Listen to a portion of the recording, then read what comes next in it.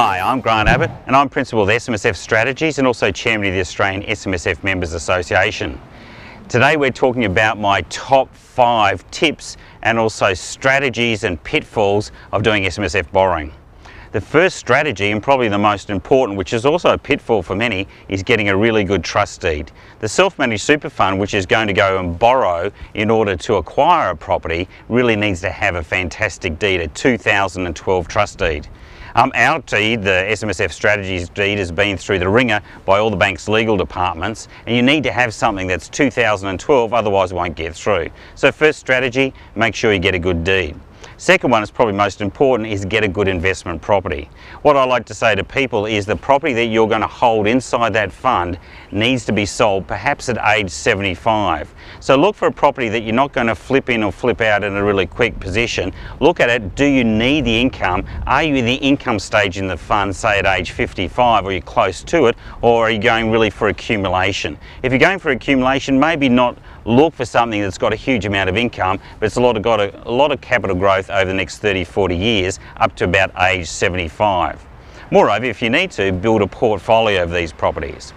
Third one, go out and scout around and get the best lender that's possible.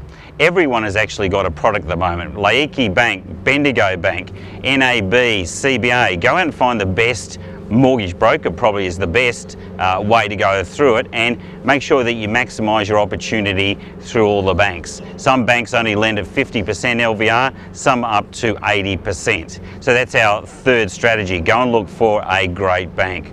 The fourth and most important is make sure you're aware of all the tax rules.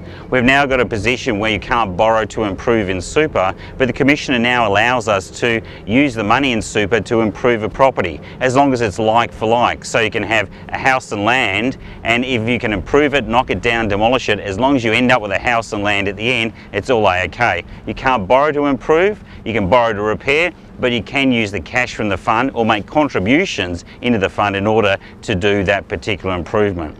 And the final one is that if you've done that, you've got the structure right, you've done the strategy right, and you work through that process either with your accountant or your mortgage broker, at the end, don't stop there. At some point in time, this borrowing is going to come to an end. It's too exciting, it's too much opportunity, there's too much money coming from industry and retail funds in there. Once you've done one, get ready to go again and again and again.